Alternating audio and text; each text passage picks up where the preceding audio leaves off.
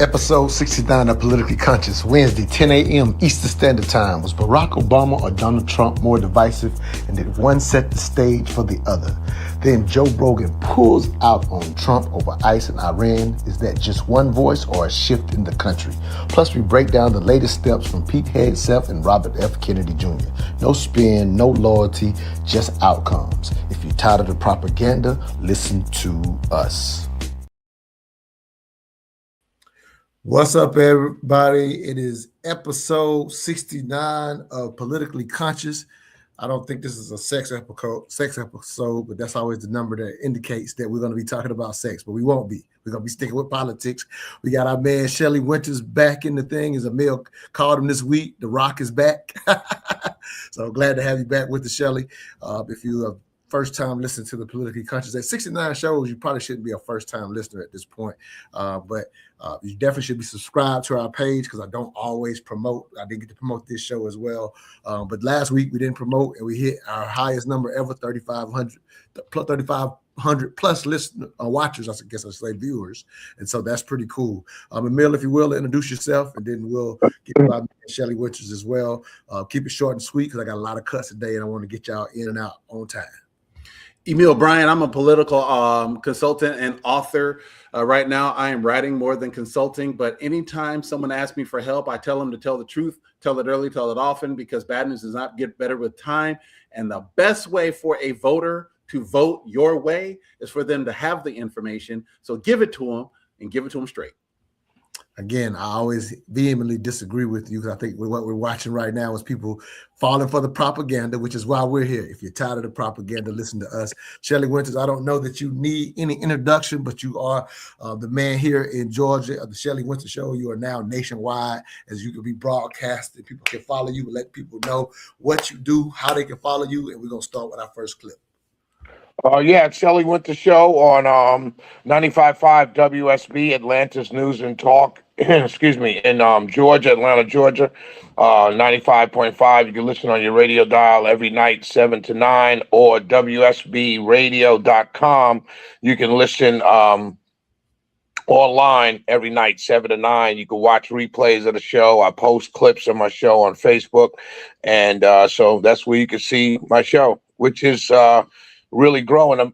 It's interesting. I can say this here because I'm not allowed to say it on radio technically. Okay. This is a podcast, so it can't be said. In radio, ratings come out every week, and 4 weeks make a month. Okay. And 3 months make a quarter. So we're basically generally judged on the quarters. Okay. That's how the advertisers, they're sold based on the quarters and stuff like that. And so first quarter just came out this past week, and I have the highest number, the highest ranking in the quarter personally that I've ever had for my time slot. But also I also know that I've had the highest ranking for a quarter in that time slot. They haven't seen numbers like that in that time slot since they carried the Braves baseball. Which is which is like 15, 20 years ago or something like that. So I've been needless to say, 420 weekend, I was higher than 420 weekend. So yeah, bro. Hey, man, congratulations. Yeah, congratulations on that. So for those that have been asking me, where's Shelly at? He makes the show go. He's busy increasing his ratings on his show, and he fills in the other time slots. So sometimes we miss him when he fills in other time slots. So glad to have you back. Let's get this started with Shelly's favorite person in the administration, if you will. America's Secretary of Defense is today a global laughingstock after quoting a fake Bible verse. It did not take the press here and around the world very long to figure out that Pete Hegseth was not exactly quoting the Bible at a Pentagon prayer service. It wasn't the Gospel of Matthew or Mark or Luke or John. While Hegseth suggested that it was a twist on an actual Bible verse, what it actually was a take from the Gospel of Quentin Tarantino. Blessed is he who, in the name of camaraderie and duty, shepherd the lost through the valley of darkness. for he is truly his brother's keeper and the finder of lost children.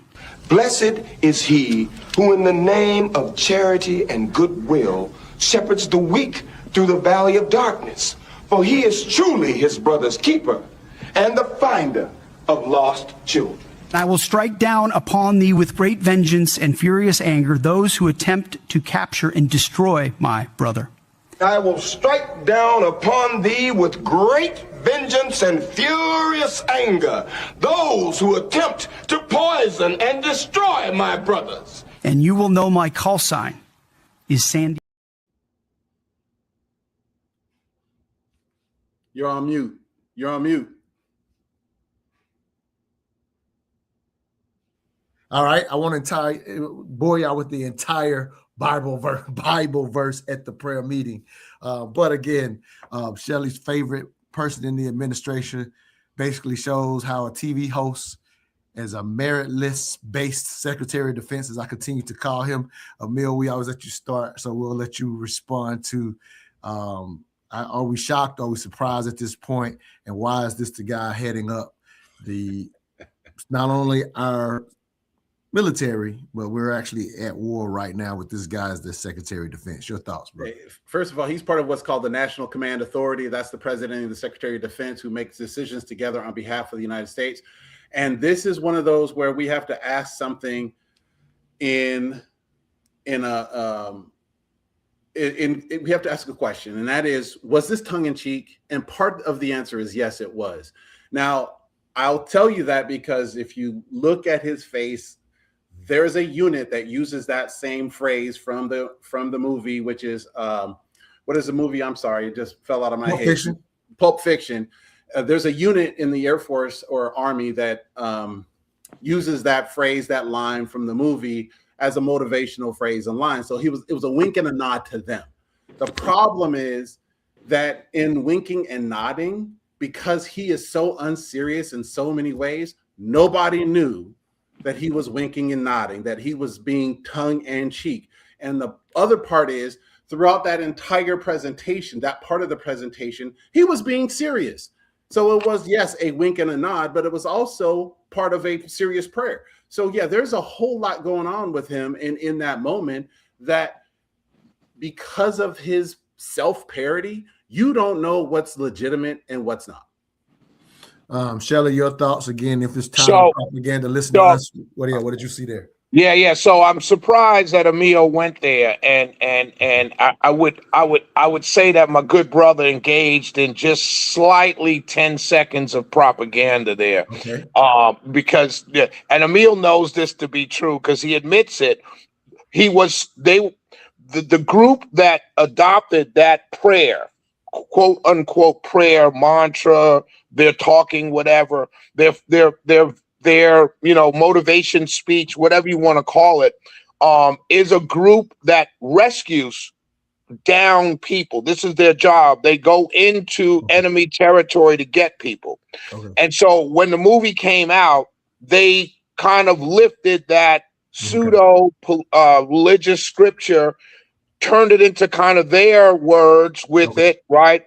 To use a little bit of Sam Jackson's words and made it their thing.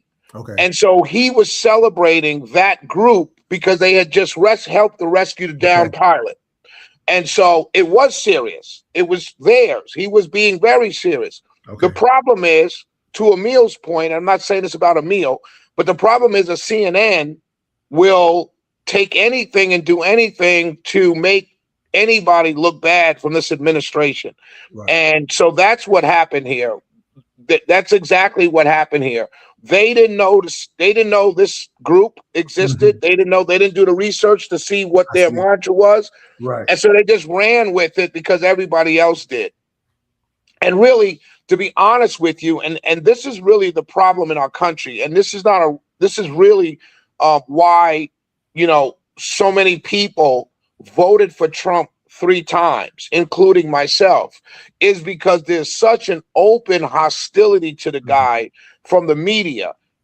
Emil is not in the media. Montoya, I mean, I am to a certain extent, but not really. I'm just an opinion guy, right? So we all have our opinions. Montoya, you're technically in the media because you have a podcast and you do an event and everything like that. But we're not the media per se, right? And so because the media is so anti-Trump every day, constantly, it's hard for people.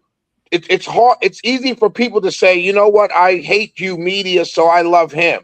So you get people that agree with everything he does, just like you have people that agree with everything he disagrees with everything he does.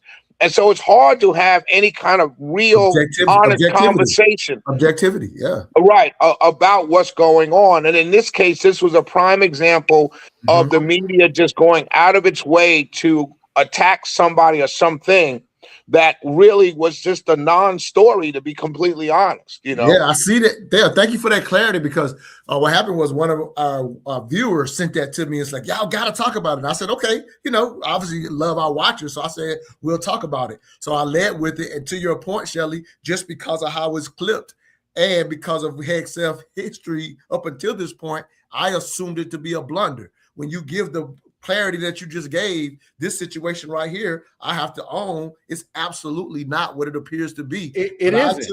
Go ahead, Emil. But see, Montoya, this is the problem with this administration. When he's doing something tongue-in-cheek, which is what he was doing, he was absolutely being tongue-in-cheek. You don't know it because the other stuff they do that is serious seems like it's tongue-in-cheek. No, that's weird. I'm admitting that I fell for it, but I think Shelley's making the bigger point here, and I agree with Shelley as the bigger point, that it's always going to be propped up like that. So for sure. So that becomes the bigger issue. To Shelley's point, the bigger issue becomes in the sense that our media historically has tried to serve as some type of watchdog. We've all agreed since we started the show over a year ago, the media is out the door on being the watchdog that it rightfully used to serve, and it's why we were able to get Nixon get out of office, when the media specifically at that time served as the watchdog that it's supposed to inside of our republic, and it no longer is too biased. All media is too biased, whether it's all the way left or whether it's all the way right. Exactly right. Yeah, and that becomes a problem in our country. Yes. It really does. And they're not doing it necessarily. I would honestly say that I don't think CNN is. I think CNN is doing it partially because they believe it, right? But I think Fox News is partially doing it because they believe it on the other side. But I think really why they're both doing it is because they believe it's a good business decision. Yeah, that's the bigger reason, which loses the watchdog effect. That's what a lot of watchdog effect. And whatever I always said, I'll just say this and we'll move to the next cut, as much as I say I was going to get through the cuts. But I've always pinpointed this one point personally. When I already don't watch too much TV anyway. Yeah, and everybody that knows me knows I hardly watch any TV. But I remember one day being in the gym years ago, and at this very moment, this is when I said I'm completely out on the news. And it was literally when Tiger Woods got in his first accident back when he was cheating on his lady or whatever, and that issue or whatever. And it was leading the news on CNN. And I was like, there was a time where this type of thing, but it wasn't that the story itself was leading the news. What happened was someone had made a meme about it on social media, and CNN was actually leading with the meme. Right. And at that point, I'm running on the treadmill going, how can I ever watch the news again? Right. And that's the problem. When you support someone so much that they can do no wrong, and you hate someone so much where they can do nothing right, the only people that suffer in that scenario are the American people. That's truly what it is. When you go back to Vietnam, many pundits say that we lost in Vietnam because the press, the media turned on the military, right? They'll say this, right? That the American people, because they saw what was going on, started to get frustrated with the war and started to put pressure on ending the war. And so many of them say that had we stuck it out, we would have won the Vietnam War, right? Okay, so that's a point, a theory, right? The problem with that theory is that person is openly admitting, whoever says that, and I've heard many particularly neocons say that, that person is openly admitting that you must lie to the American people, the people that you're actually waging war in the name of. And so that's what's happening here. And so, whether you agree with Iran, not whatever, that take that out of it, whether you're Republican or Democrat, take that out of it. The fact of the matter is, my tax dollars are going towards waging the war. You're waging it in my name because I'm an American citizen. So you need to tell me everything that's going on. Now, if it's super top secret, if you're getting ready to attack somebody and you don't want to tell it, I get that. Yeah, of course. But if you do attack somebody and you have massive casualties, you have to tell me. Yeah, period. And if you won, but you can't only tell me the good news, and you can't lie to me, and then tell me because I have to lie to you so we can win the war. No, that's that's bogus. Yeah, absolutely. Let me go through keep running through these cuts because I highlighted one of the promotions I led into was I came across this as I was doing I saw this particular clip and I did some research after this clip, but it also came across my timeline was the reminders of how divisive people felt Obama was during his presidency. And so I wanted to have, if you will, some dialogue about how Obama's looked at and what we're experiencing right now with people deciding what Trump is doing. And so let me share a few words with you before I actually play this clip, because I was surprised to find this out. I guess this happened at the end of last year and we never covered it, but both of y'all probably already know about it, but I was unaware, for example, that President Trump had put these plaques under the various presidents' name at the White House. And here's something that he put under, with the administration, I guess I should say, put under Barack Obama. It says Barack Hussein Obama was the first Black president, a community organizer, one-term senator from Illinois, and one of the most divisive political figures in American history. As president, he passed the highly ineffective Unaffordable Care Act, resulting in his party losing control of both houses of Congress and the election of the largest House Republican majority since 1946. He presided over a stagnant economy, approved the terrible Iran nuclear deal, and signed the one-sided Paris Climate Accords, both of which were later terminated by President Donald J.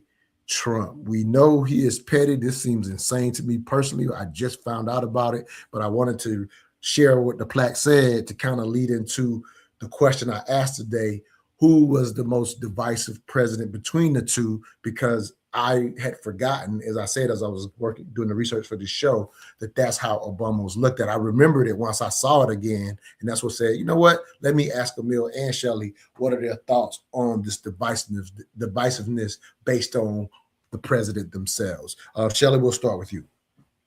The whole Obama was the most divisive president. If there was ever a hold on. We may have lost him for a second. Yeah, looks that way. If we did, you're back. Go ahead. If there was ever a piece of propaganda that spread like wildfire in this country, it's that statement. Mm-hmm. Every president that we've ever had at some point is divisive. Well, at the start is divisive.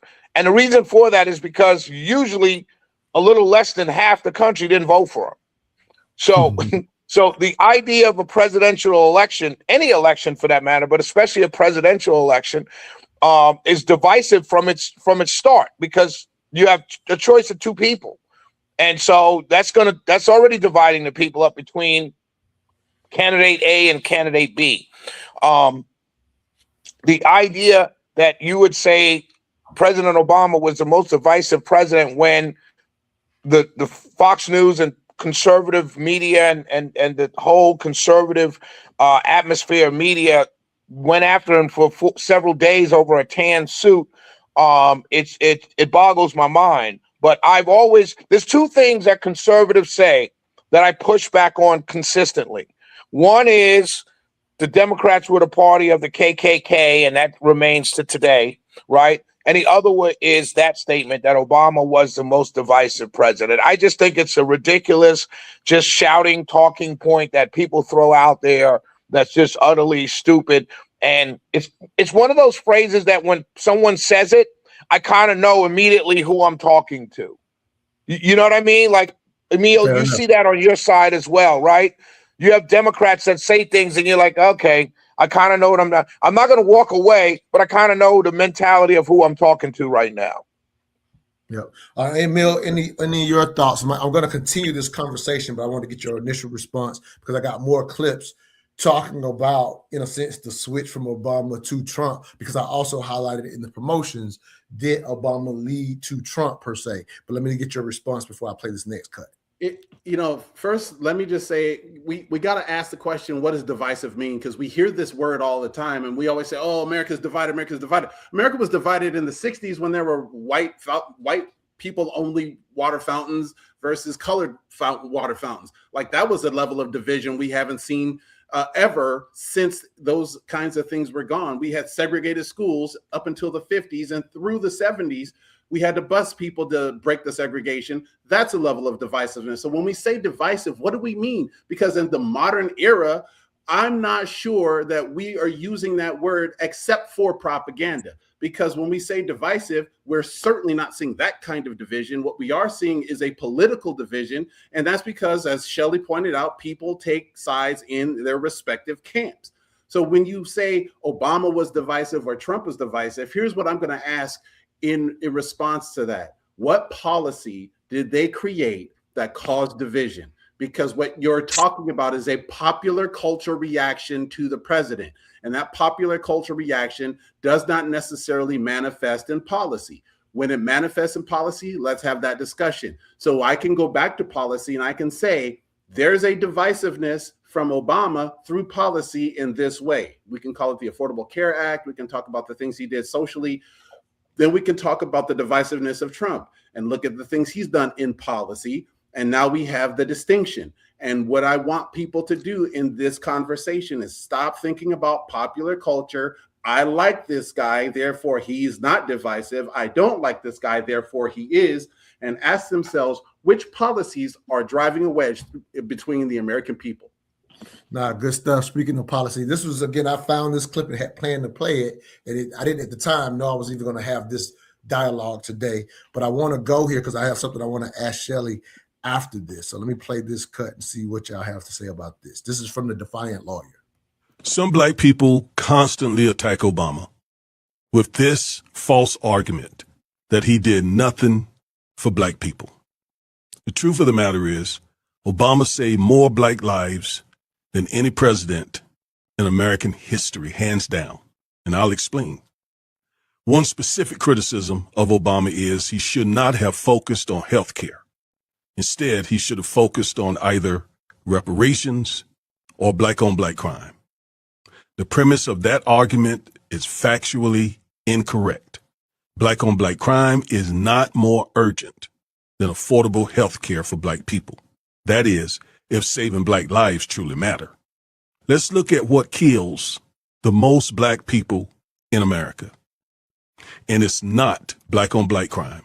It's these 10 things: heart disease, cancer, accidents, strokes, COVID, diabetes, assault, chronic lower respiratory disease, Alzheimer's, kidney disease. And 7 of these are chronic health diseases. 3 of the top 4 are heart disease, cancer, and strokes. Combined, these chronic diseases cause over 60% of black deaths, whereas homicide and black-on-black crime causes 3%. So if our goal is to save black lives, we must focus on what kills the most black people, which again is chronic diseases. So that brings me to the Affordable Care Act. Now, before the ACA, about 1 in 5 black Americans had no health insurance. After the ACA, that dropped to about 1 in 10 black people. The ACA resulted in millions of blacks gaining access to doctors, medication, and preventive care. That fact is confirmed by the U.S. Census Bureau and the Kaiser Family Foundation. Now, let's connect the dots. Let's bring the dots together. If chronic diseases are plaguing millions of blacks, they will require ongoing care. So if there's no insurance, that means there are no checkups, no medication, no early detection, no disease management, and all of that leads to death. The CDC shows that access to care improves outcomes for these exact conditions. So when Obama used his political capital to expand health care for Medicaid, which disproportionately affected Black Americans, Black deaths started trending down. And this is not dismissing Black-on-Black crime. Black-on-Black crime matters, and so do reparations. But the data is clear. The lack of affordable health care causes far more Black deaths than homicide. And as always, stay woke. So, Emil, it's your turn, so I'm gonna go ahead and let you go first. But here's what stands out to me is because we're at the point where people are missing health insurance. Like that's something that's touching my family, just due to the current times. So it's like when the Divine lawyer says, "Let's connect the dots." So not only talking about Obama, but I thought it was a good conversation to have because we're at a period where people are missing health insurance because it's so expensive. Like I said, again, this is near and dear to something happening in my family right now. But your thoughts in reference to that old adage of Obama did nothing for Black people. Obviously, he focused on one aspect when it came to the ACA, but that's something that is always said and obviously comes up if we're going to start talking about Obama versus Trump as part of this conversation. So your thoughts, Emil, then I'll go to Shelley. This is a popular talking point in barbershops, or at least it was. It's probably not so much now. But the reason why I hear this and kind of smirk is because a lot of people were expecting Malcolm X or a Martin King figure to enter into the White House and be militant with a fist pump and all power to all people. And that's not who he was. That's not how he campaigned. Those aren't the promises he made. So I always look at what promises did he make? And the promises he made are the promises he mostly kept. And he did fail. And he did, some people say he lied. I don't say he lied. I say he tried and he failed. But most of the time, what you see is if you measure him against the promises he made, you'll find out that he was really working on working class issues. And he considers Black working class people as part of the working class. This is one of the problems with modern political discourse that is we just run right by it. Working class includes Hispanic people. Working class includes Black people. Working class includes Asian and Pacific Islander people. Those are working class people too, but it's code for white middle class people when you hear it in the popular culture and the popular media reference. So what he was doing was actually addressing all of the people in the middle class with his policies, which did a lot for Black people, because if you consider them as part of the working class and you aim your policies at all of those people, you tend to see all of those people elevate. And one of the issues in Obama's administration was as we've talked about many times on the show, the Democrats rarely market their wins for Black people to the general Democratic audience. They don't do that. So there are a lot of wins that happen under the radar, not because he didn't do them, but because the Democratic machine doesn't like to talk about those wins on behalf of Black people because they don't like the backlash that comes from non-Black people. No, it makes sense. We got one comment that says Obama did absolutely nothing for Blacks, but he did like the White House with the gay flag. All right, Shelley, real quick before you go, brother, I wanted to add a couple of thoughts again, because some of the dialogue I also mentioned, did Obama get us Trump, if you will? So when I saw this clip, I just went down a little quick rabbit hole objectively as best as I could. And here's what we left with Obama and then turned to Trump after Obama was at the time able to get us the lowest unemployment that we had, right? The economy was booming after Obama. He did increase the debt, which unfortunately a lot of presidents haven't done that.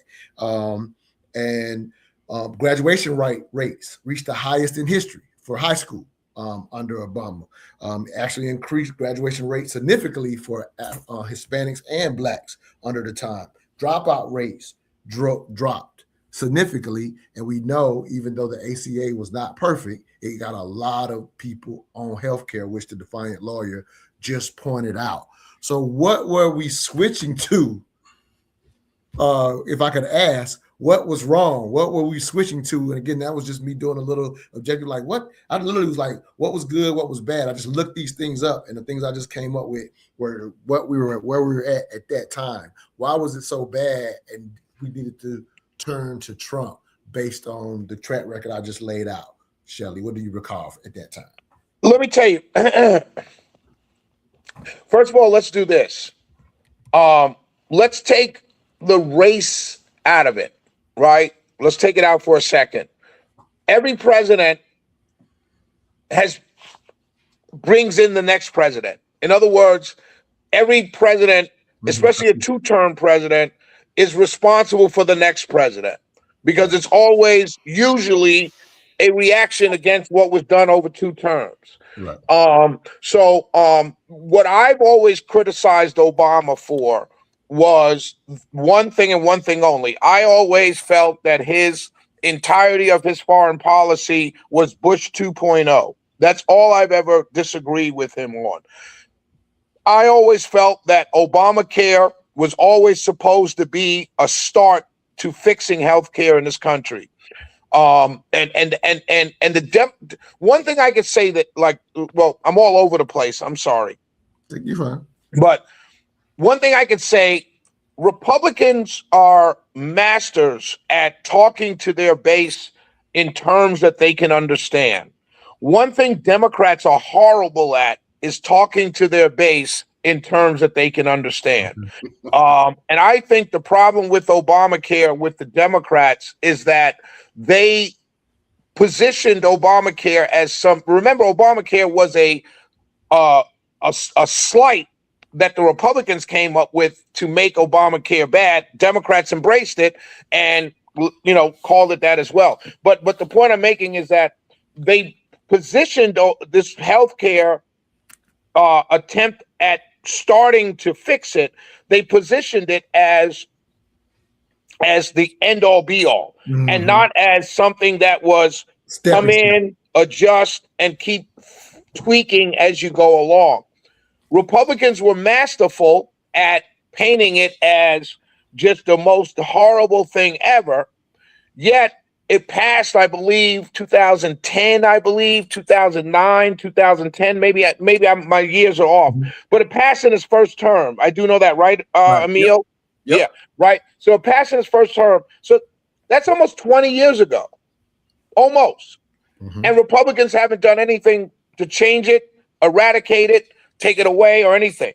So that tells you that it wasn't the most horrible thing ever, because no one on the Republican side is even willing, Trump included, to get rid of it.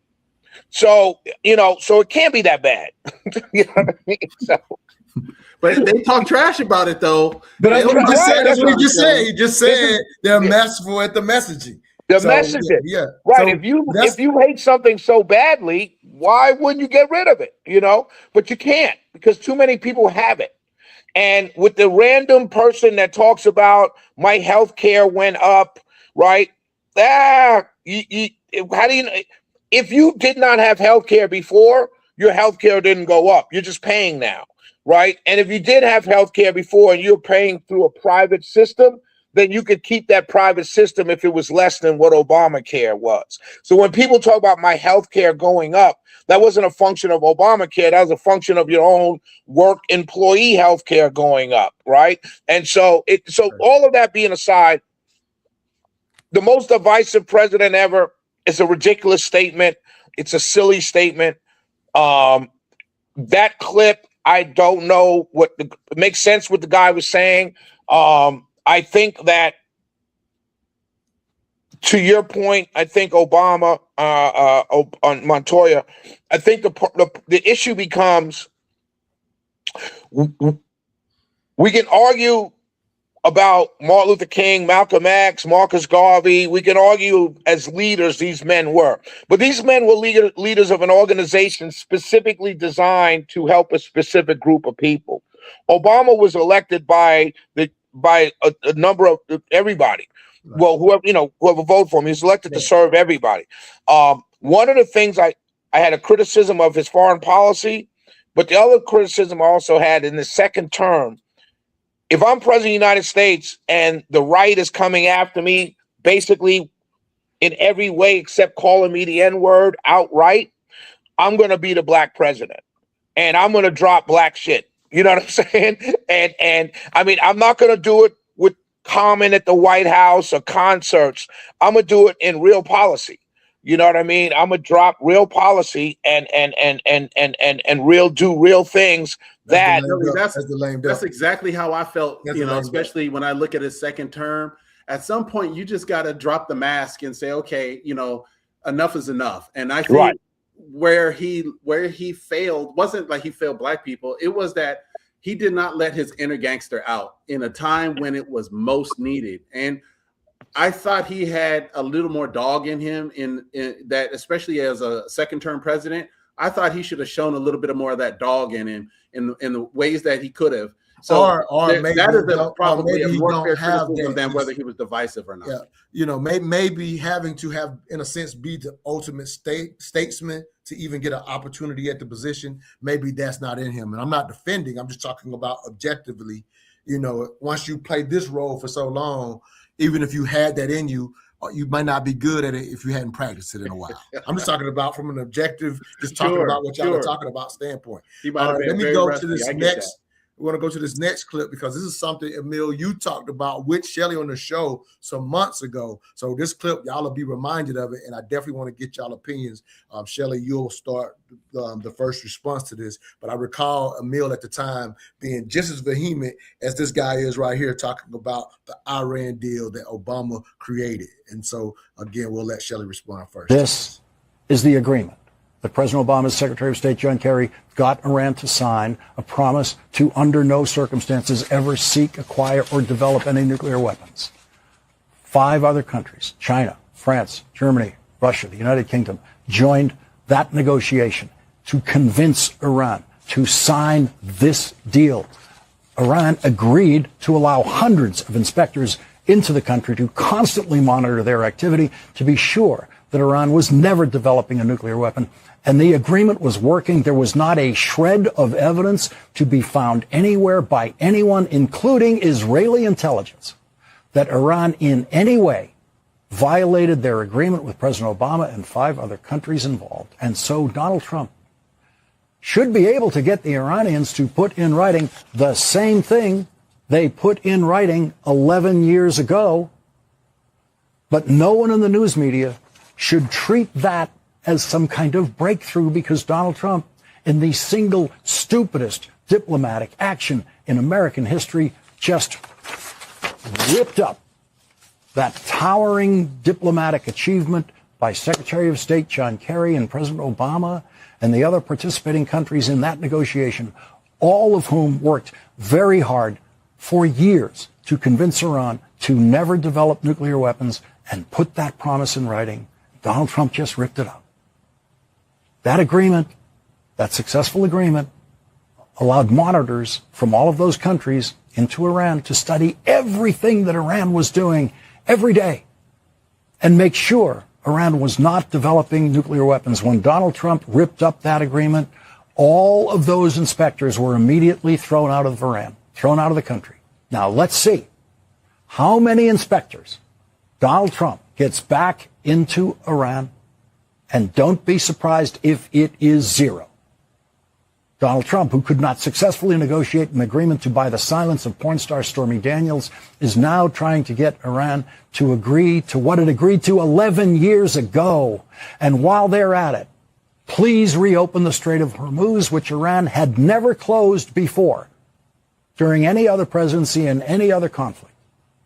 It took Donald Trump to achieve the closure of the Strait of Hormuz in Iran, and now Donald Trump will consider it a negotiating triumph if Iran simply reopens it. So Donald Trump's incompetent negotiators are negotiating tonight for the world as it existed before Donald Trump became president the first time. And that buffoon tore up that agreement. You're on mute again, Montoya. So obviously, there's a lot of propaganda just in the anger, if you will. But I would say, outside of saying buffoonery and calling it the stupidest deal in the world, Emil, I think he watched your show because he said everything you said without the additional BS, right? So, Shelley, I'll start with you. Just your thoughts. That guy's name is, I forgot his name, but I think it's the last word is the name of that show, to give credit. But yeah, Shelley, your thoughts about the actual actions despite his obviously hate for Trump, if you will. I think that he's right to a certain degree. Look, it's clear that if part of your foreign policy chops, if you will, or if part of your decision making in foreign policy is related to how much you hate the other guy or the guy before you, it's clear that's going to be an issue. All deals are problematic by definition of them having to have a win-win to complete the deal. So, you cut a deal with somebody in business, your partner could say to you, that was a horrible deal because you gave up something. Well, if you didn't give up something, you wouldn't have gotten a deal. So we can all point to deals, peace agreements, non-proliferation agreements as a problem if you want to lift out some of the portions of it. But it goes back to what we said in the beginning, Montoya and Emil. If everybody on one side is set up to attack the other side and everybody on the other side is set up to simply attack the other side, then where is the real truth of the matter? Was it a bad thing to blow up that peace deal with Iran? Absolutely it was. Was it a good idea to work through it and tweak it? Yes, that's what an adult would have done. But that's not what we're not dealing with serious people anymore. And I'm not saying it's all the Republicans. I'm saying it's everybody. We're not dealing with serious people. And the destruction of this. Can I ask you this, Shelley? Yeah. What you're saying right now, I would offer that part, what you're saying now, can be directed at Trump in reference to how there's a level of unseriousness in the actual That's position. what I started. That's why I started with, if your foreign policy or your domestic policy is simply, I hate the last guy, so I'm going to change everything, whether it worked or not. You know what I mean? Yeah. Okay. So that's why, it's, and we're dealing, I just saw, Democrats right now, according to some of the polling, a generic congressional Democrat ballot beats a conservative generic Republican congressional generic ballot by like 5 or 6 points. At the way things are going right now, that number should be in the 20s, right? And it's only 5 or 6 points. And, my point is, even the Democrats are not serious. The things that they're talking about, Spamberger, they're talking about moving elections to just a national number. A public, what do you call it? What do you call it, Emil? Where you just count the votes, no electoral college. Oh yeah, that's just a popular vote. Popular vote, right? They're moving towards that, which may be popular with Democrats, but it's only popular with activists inside the Beltway Democrats. Right. Most people don't care about that. They're like, yo, how you gonna bring down taxes? If I vote for you, you're gonna bring down my prices. You're going to fix the schools. You're going to give me health care, like that kind of stuff. So there's so many unserious things out there that it's frustrating for us, the voters, And then after Lawrence, I think Lawrence O'Donnell talked about that when he first did it. Well, look at where we are now. I talked about it on my show. Republicans dragged Obama for not doing anything after Syria crossed his own red line. And now Trump keeps backing down on his threats to Iran. And it's just, everyone is not serious. No one is, No one is caring about looking. I'm arguing with people on my Facebook page who come on here and now calling me a Democrat. One lady said that my strings are being pulled to disagree with the president and I become deranged. And I'm like, well, I was told my strings were being pulled when I loved the president. So, which one is it? Is it bad now? You know what I mean? It's just, we're not dealing with serious people. And that's in every level, because those people that are coming at me, like, there are people calling me a Democrat now because I disagree with the president. I saw that Right. So now, okay, so let's say I'm a Democrat now. Let's say that to be true, right? Then those people have votes just like you and I. Their votes count the same. And these people do not see anything wrong with anything going on since 2025. January 20th of 2025, nothing. There's nothing they disagree with. And I mean, hell, we just had a conversation about Obama. I voted for Obama twice. I still disagree with him. You know what I mean? Like, I didn't think he was a cult figure. I still disagree with things. And it's just baffling to me, man, that we're living in this world today where you literally cannot disagree. Because Democrats had the same problem with Obama. A lot of African Americans came out, was saying he didn't do anything for black people. And Democrats were like, you can't disagree. You can't turn on Obama. You know what I mean? We'll throw you out the club. That was definitely. And so this is what happens. And it's destructive to the country as a whole. Yeah. And that's why we're attempting to be here, to elevate the consciousness so that you're not just falling for the propaganda or just being simply that one-sided. It's not, we're not trying to even get you to agree with what we're saying, but we are going to challenge you to think about what's happening politically. And also at times, and we've been fortunate, we've talked about special elections on this show. It's people say, hey, I didn't even know to go vote till I saw your show. So little things like that. So we're trying to have you focus ultimately locally more so than the president, but obviously the president drives the news. So we talk about the president as well. All right. So let me go to, we mentioned Joe Rogan being out. So this is not Joe Rogan himself, but this guy, name is, let me try to give his credit. I don't see his name in my clip. Sorry. I want to give him his credit. But he talks about Rogan being out after being a endorser of Trump. And so what I thought was, is there a bigger question of where we're at as a country? But let's start with this clip, and Emil will let you respond first. Did you see Rogan recently say that he is politically homeless? I tweeted about it. I couldn't believe it. He will never take responsibility for the role he played in all this. Guys, if you have on many of the leading lights of the Epstein class, if you have on Peter Thiel, if you have on Mark Andreessen, Elon Musk, and I mean, I could just, the endless array of names, including but not limited to Donald Trump himself. And then after a podcast with Elon Musk, you make an explicit, and he called it in his own words, an endorsement of Trump. My brother in Christ, the last motherfucking thing you are is politically homeless. The having political regret is not the same thing as being politically homeless. And people keep writing me about this, being like, hey, look, you've made mistakes and you've changed your opinion on things. Why can't others? They can. But there's two things about this. Number one, this is Trump's second term. Y'all got a good look at him and then thought, oh, I want more of this. Dumbass decision. Oh, I didn't know he was going to do this. No. You didn't listen to the warnings he was going to be like. All the media I covered. None of this is fucking surprising. To say nothing of Project 2025 laying out most of this, certainly domestically. This was well told by left-wing media. No. The little media bubble you're in didn't tell you that, but it was being told. So this is the second go-round with this motherfucker. The second go-round after he tried to steal a presidential election. And people were like, I didn't know he was going to do this. Wow. Maybe you're just not that smart. Maybe that's the problem. I saw Tim Dillon be like, oh, I fell for the Iraq war too. Tim, maybe you should ask yourself why you keep falling for right-wing scams, buddy. I think that might be the issue. Rather than, oh, I didn't know he was going to do this. You didn't want to know. You didn't want to listen.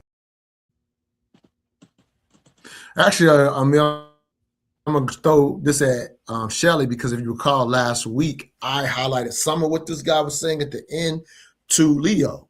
I was saying, how were we not aware?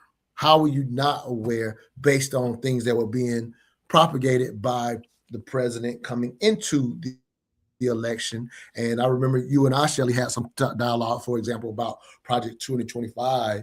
And, and I highlighted, like, this stuff gets said, but not necessarily you personally, but a lot of people were like, oh, that's just Trump. He doesn't mean it. And I'm just saying, so when certain things started happening, and you mentioned this last week, Emil, that there are lockstep things that came out of Project 2025 that we're watching play out now. And you and I both said we were not surprised because we did hear enough of it. And I guess we took it serious, but some didn't. So how do you answer for that, if you will, Shelley? Because again, I remember having some of those dialogues with you personally. So, yeah, first of all, to that guy's point, the reason why so many of us went again in because remember, many of us went again in 2020. When I say us, I mean the people he's talking about, not suburban moms or groups that went for Biden, right? And then came back because of the economy, right? So the reason why many of us went again in 2024 is because 2016 to 2020, we did well. Like, taking out just, I don't like this, I don't like that, we did well in 2020 to 2020. 2017 to 2020. I know I made some of the most money in my life, in my career, under those years of Trump. I did well. There was progress. I saw African-American stuff being done. To our point we just made about Obama not bringing out his inner gangster, I saw Trump doing things specifically for black people and saying it was specifically for black people, not hiding behind some kind of, talking point. And so 2017 to 2020, I was happy. That's why I came back. I came back in 2020. He lost. I came back in 2024. Okay. What this guy is not saying is that everything that he's telling me that he's doing now, right? He didn't tell me he was going to do it during the election of 2024. He didn't show me he was going to do it in his first term. Now, the Democrats might have said he's going to do this, he's going to do that. Well, again, I've got to believe what you're saying, right? But I don't think any of us did not see it.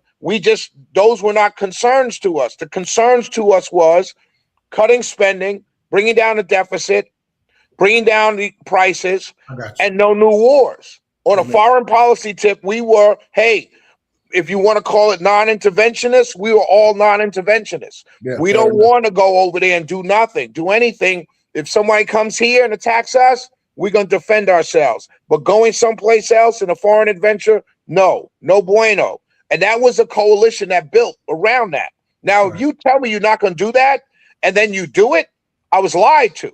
I'm not stupid.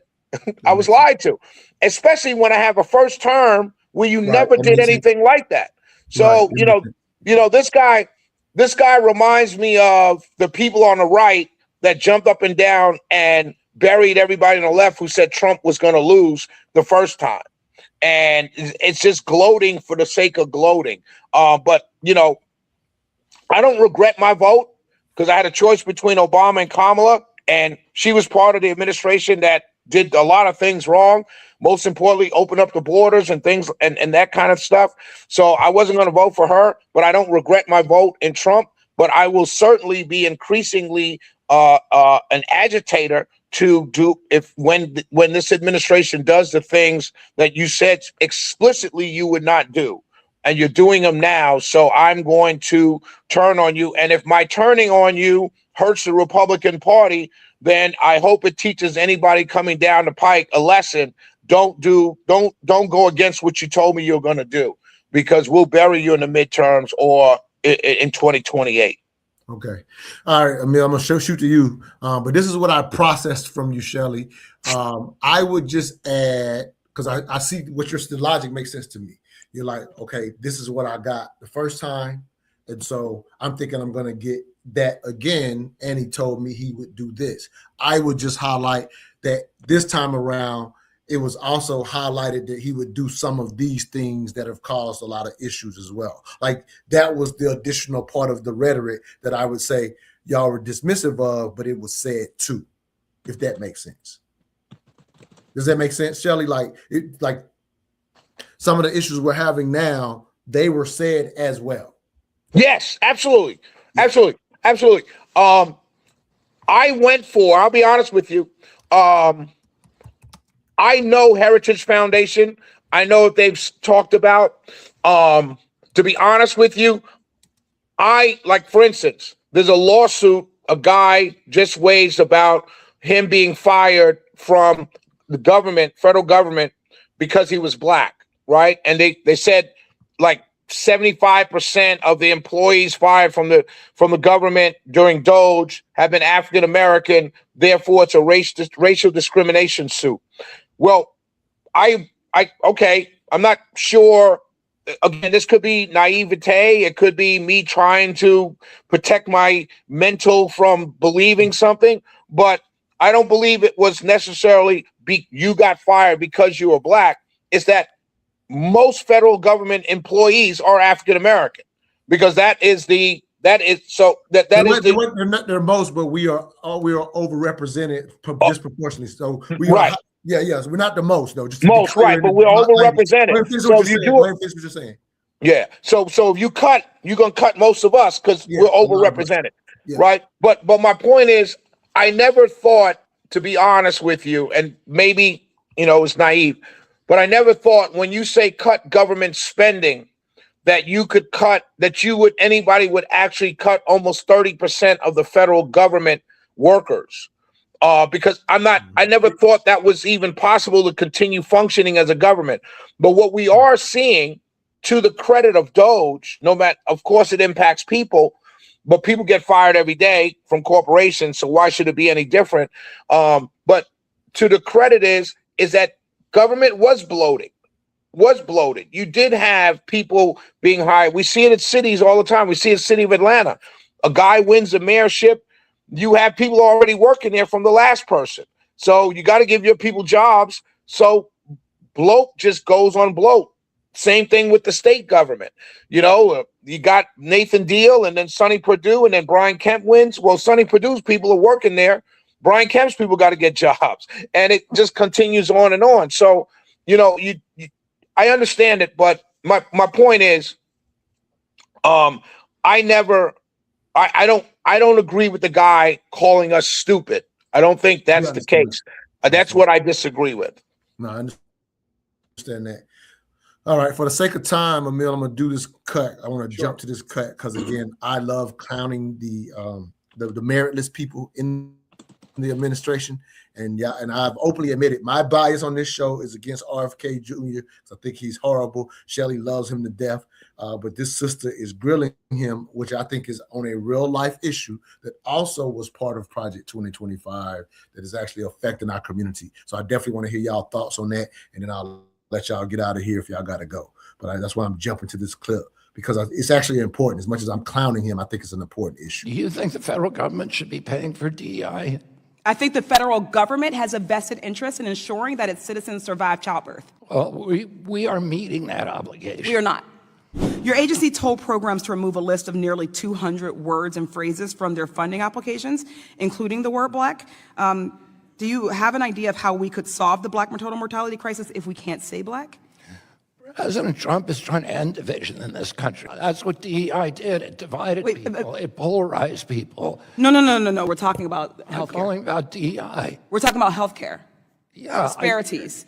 So what we're asking is if you attack DE&I and then we have a crisis that impacts one population over another, but you cannot direct specific spending or research or interventions to that population, how do you solve the problem?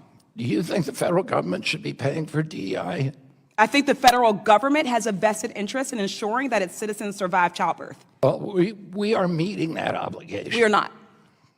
Oh, that I can explain to you how we are. You have not done so far. But also, I would say that we can improve healthcare for everybody at the same time as helping the people who are most likely to die. Yeah, we're last place in developed countries for Black women getting off and up and off the table after pregnancy. Like we're last place of all developed countries. We're still ahead of the undeveloped countries, but we're in last place. It's a real issue that we haven't figured out as a country, and now there's no funds directed at trying to figure out why the hell this is happening. That's a real issue to me. That's a real issue. You're really asking a really hard question, and that is, by removing the historical context of what is happening to Black people in America and just saying, because today magically we're all Americans, you are overlooking hundreds of years of history that culminate in something like Black maternal mortality. You're looking at how infant mortality is also affected by that very same structure. This is not new. This is not something that is, a buzzword. These are things that have historical remnants that affect us in 2026. Doctors are still learning, nurses are still learning that Black people have thicker skin than white people, that Black people can tolerate more pain without painkillers than white people. We're still tolerating this going on in medical school and nursing schools right now. Those myths are affecting the ability for Black people to get the care they need. And you cannot say, well, we're just going to magically wipe away DEI, and therefore all of these health disparities are going to also go away. That's not how history or culture or healthcare work. There is a specific population with a specific need that needs to be addressed, and you cannot address that need if you cannot say the word that describes that population. Now, we've talked about DEI in our podcast before. We know how it's been used, misused, abused, and turned into all kinds of culture wars. But when it comes to healthcare, it's very, very basic.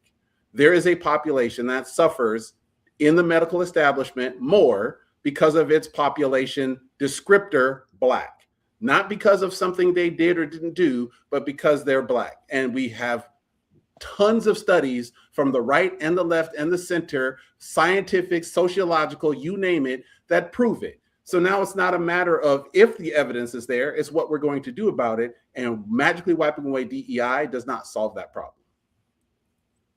And one last thing, and I'll get your thoughts, Shelley. One last thing, this is one of the few issues that is consistent across socioeconomics.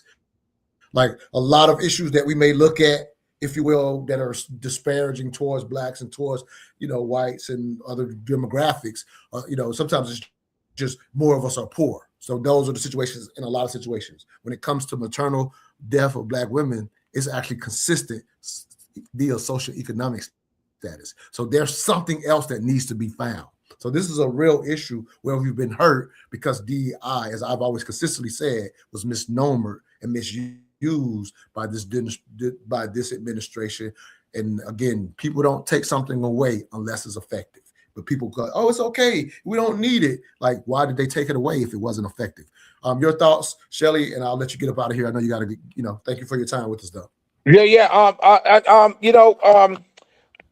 Robert F. Kennedy, I interviewed him personally. I talked to him, sat across from him for almost 2 hours. The guy is not in any way, shape, or form can even become close to being called any kind of racist. Let's start. Neither no, I'm not saying you. When I haven't said no. I know. I didn't say you did. I don't want to start there because that's not got nothing to do with this real life outcome. Because this administration took away DEI. So him being racist, I don't use that shit. I don't use that about people. I didn't say that. I was talking to the audience, right? Like, let's because it's a sister, it's this guy. So and we're talking about DEI. This is my point of saying that what I just said. The problem here is that he knows the answer was yes, there's no reason to remove the race if it's research, if it's a program that's addressing a certain group that's being disproportionately affected. That's not what we're talking about here. Maybe that shouldn't happen. He's smart enough to know that's the answer. But in the world that we live now, he also recognizes the political aspects of what's going on, right? But he's smart enough to know, ma'am, yes, you're right. If we're talking about infant maternal mortality and it's disproportionately affecting Black people, Black women, then yes, we should have it should be left in there. Hey, we're looking for grants. I mean, we're looking to give grants to programs that help alleviate deaths of Black women during childbirth. So yes, of course, we need to put the color in there. Now, the world we live in should be a world where she's able to say that point. He's able to say, yes, it should remain for those specific research projects designed for those specific groups of people.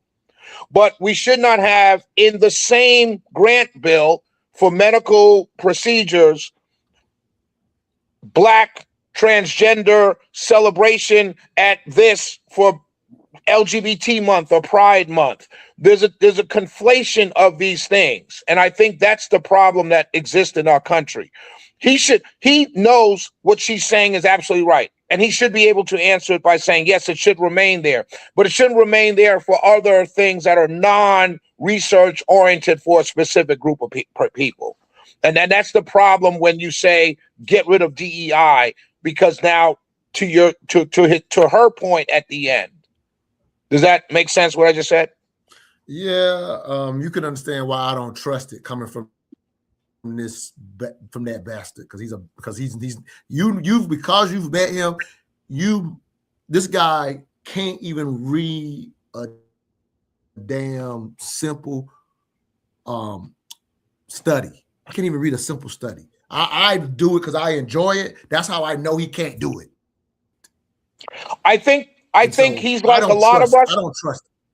Well, I mean, that's fine. I mean, saying you don't trust him is like calling him a racist, right?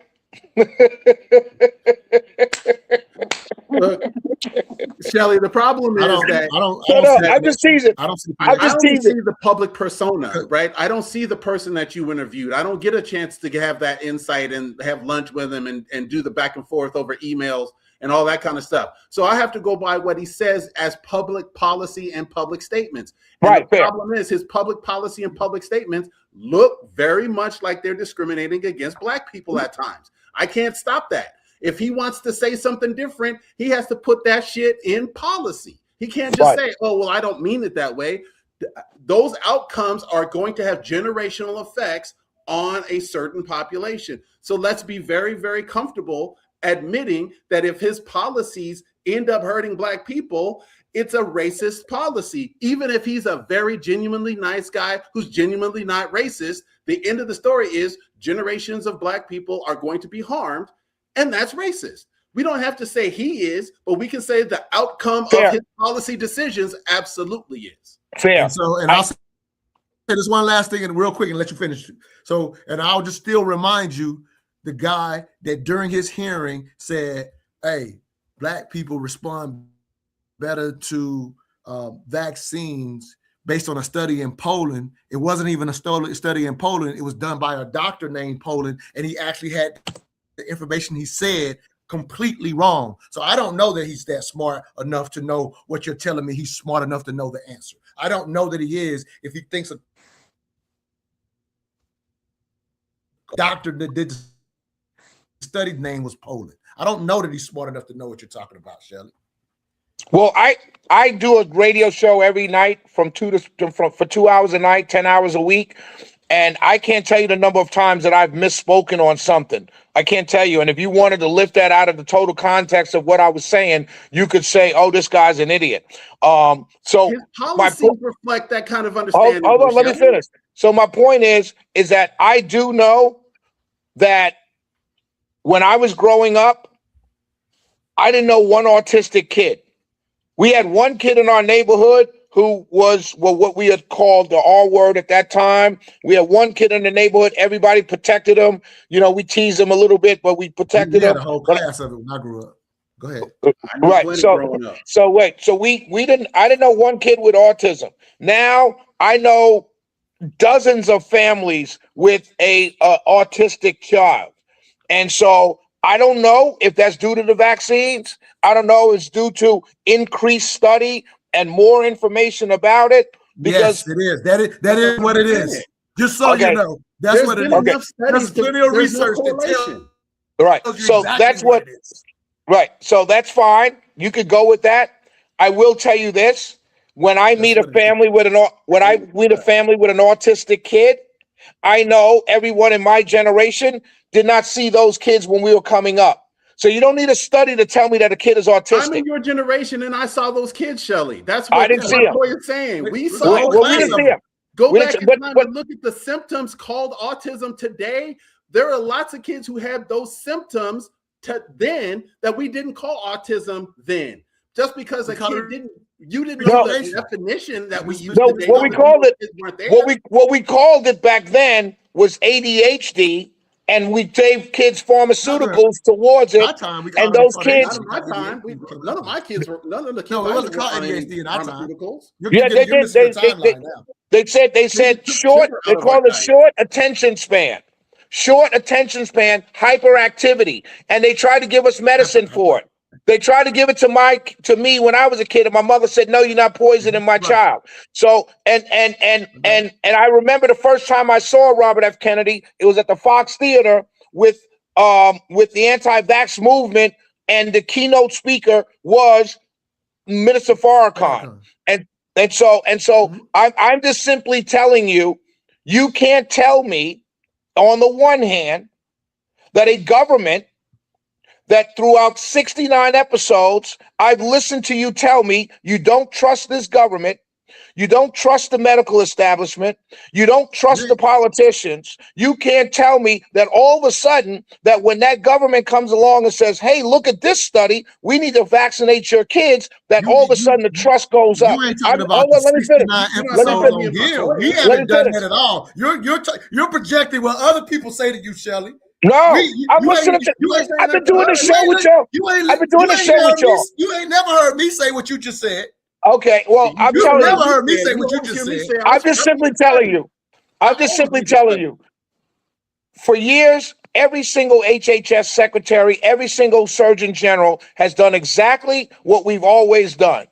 Here comes a guy that says, you know what, maybe we should do things differently. That's fine. We can disagree. I disagree. I think in that clip that you played, he should have simply answered the question. Yes, ma'am, you're right. If we're going to go do grants or programs that specifically target a group of people, we should be able to put that group of people, that wording in the grant. Period. End of story. That should be the answer. And I don't think he wants to. That's the history he's shown. So then you just did call him a racist. So we're back to that. So like I said, he's not. You just did. You said, I don't think he wants to. Yeah, but I'm going based on the history of what he's been doing. No. Based on the reason why I'm telling you what it's based on, Shelley. No, you can't tell me what I'm telling you. You can't tell me what I'm not basing it on. I'm not saying that. I'm basing it on what he's continuous. I'm basing it on his panel getting shut down. Montoya, when he tried to change the vaccine thing, his panel got shot down by the science. You wasn't on that show. So Montoya, let me say this. What Mill's saying based on his policy actions, the reason why he can't say that is because the administration set the policy, and he works for the administration, just like every other HHS secretary before him. So that's why I said he should have been able, in a real world, he should have been able to say what we know to be true. If you got a program and you're granting money to a study of watching why black women have higher maternal mortality rates, you should be able to put the fucking word black in the program. That's fair. Anybody with common sense would understand that's legit. Now, on the other millions and tens of millions of dollars that go out on nonsensical stuff, should that be included? No, there should be two separate things. That's all I'm saying. Oh, I understand that's all you're saying. I want to also tell you, I'm not pulling a clip. I just told you about what happened during this hearing when he talked about. I'm not saying you did. Yeah, I'm about to make a point. You might listen to my point. My actual point is, I'm not going by an out of context clip. I'm going by a history of what I watched. I understand that. I understand that. What that man say, I just talked about that one time. That wasn't the first time he said that about black people responding different to vaccines. He just said it at a national hearing. That's not the first time JFK has said that dumb shit. I've been following this dude before that Farrakhan visit. I remember during that Farrakhan visit. I've been following RFK before that. I got a long history of watching this man misread and misinterpret stuff that's easy to read. And he actually misinterprets it all the time. This is not an out of context thing he said on the radio one time. He has a history of doing this, Shelley. That's what you're hearing me. That's why you keep thinking I'm in a moment. Oh, you're just calling him racist. No, I'm talking about a history of this man. That's why I don't have nothing to do with him, because he has consistently misinformed people. I watched him literally talk about somebody died of a COVID vaccine. He allowed that to get put on his page, get put on his page, and had to take it down when they found out what the real reason of the death was. But he actually allowed it to be put on his page. So this ain't like I say, I don't have nothing to do with him, but I got a long history of this guy telling people the wrong information. Emil, you still there, or did I lose you? No, I'm still here. Here's the thing, though. I got to go because I have another appointment here shortly. Yeah, we're done. It's just like, I just want us to be very comfortable, like knowing that when we talk about this stuff, I ask everybody to look at the policy, look at the science, look at the original data to make their conclusions. Because what we're always seeing is somebody trying to spin it one way or another. But there's plenty of data that shows that the things that RFK Jr. specifically is advocating for are not backed by science. There's plenty of data that says that. So I don't even care about if it's DEI or not. I care that, does the science inform the policy? And right now, RFK is being very disingenuous when he says it does, and he's not using the data that's available to him to make better decisions. Yep. And what we have consistently done, just for the clarity for somebody that may just now be watching, we have not, as Shelley suggested, for 69 episodes, simply say we've distrusted the government. What we have done is issue specific. Emil's highlighted. Here's where the government has failed us medically. He's pointed out the times where he feels like there's been information where the government has failed us medically. He's also pointed out where the government has done well in the medical field. That's what we've consistently did on this show. So it was incorrect for Shelley to suggest, and he had to go. That's why he jumped off. But it was incorrect for him to suggest, because that's what he meets out publicly. When he's having those back forth, it's always these people say, well, I don't trust the government.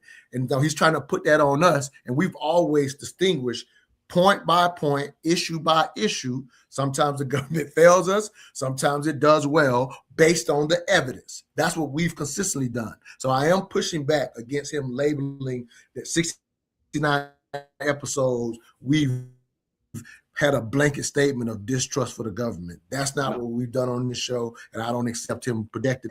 I know he goes through outside of us and trying to put it on our show. That's not fair, and he would have to own it if he was still here. All right, y'all, great show. We'll see y'all next week. Thank you, Emil, for the time. All right, thanks, brother. Peace.